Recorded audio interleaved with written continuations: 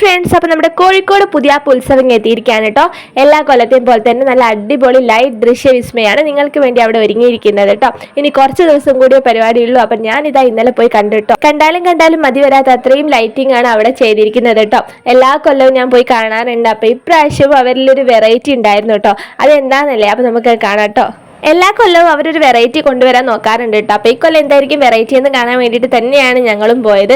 അപ്പോൾ ഇതാ കുറേ ലൈറ്റിങ്ങിന് ശേഷമാണ് കേട്ടോ വെറൈറ്റിയിലേക്ക് നമ്മൾ എത്തുന്നത്. അപ്പോൾ ആദ്യം ഇതാ ഇങ്ങനത്തെ കുറേ ലൈറ്റിംഗ് ആണ്, കുറേ കളർ വിസ്മയം തന്നെ നിങ്ങൾക്ക് അവിടെ കാണാം കേട്ടോ. നല്ല ബ്ലോക്കും നല്ല കാര്യങ്ങളും ഉണ്ടായിരുന്നു, അത്രയും തിരക്കാണ് കേട്ടോ അവിടെ. അപ്പോൾ നമ്മൾ ആ വെറൈറ്റിയിലേക്ക് എത്താണ്. വേറെ ഒന്നല്ല, നിങ്ങൾ പല സ്ഥലത്ത് കണ്ടിട്ടുണ്ടാവും, പക്ഷെ ഞാൻ ഇവിടെ മാത്രമാണ് അത് കണ്ടിട്ടുണ്ട് കേട്ടോ.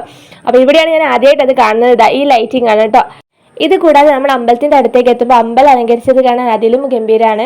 അത് നമ്മൾ പറഞ്ഞാൽ മനസ്സിലായില്ല, കണ്ടു തന്നെ അറിയണമെന്ന് പറയില്ല, അതാണ്.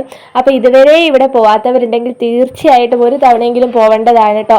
ഇത്രയും ലൈറ്റിങ് എനിക്ക് തോന്നുന്നു ഞാൻ നമ്മുടെ കോഴിക്കോട് ഇവിടെയാണ് ഞാൻ കണ്ടിട്ടുള്ളത്. വേറെ സ്ഥലത്തുണ്ടെങ്കിൽ കമൻറ്റ് ചെയ്യണം കേട്ടോ. അപ്പം നമ്മുടെ പുതിയാപ്പയിൽ ഈ ലൈറ്റ് വിസ്മയം ഇതുവരെ കാണാത്തവരാണെങ്കിൽ തീർച്ചയായിട്ടും കാണണമെന്ന് മാത്രമേ ഞാൻ പറയുള്ളൂ. കണ്ടാൽ തന്നെ അതിൻ്റെ ഒരു ഭംഗി നിങ്ങൾക്ക് മനസ്സിലാവുള്ളൂ കേട്ടോ. അപ്പോൾ മസ്റ്റ് വിസിറ്റ് എന്ന് ഞാൻ പറയും.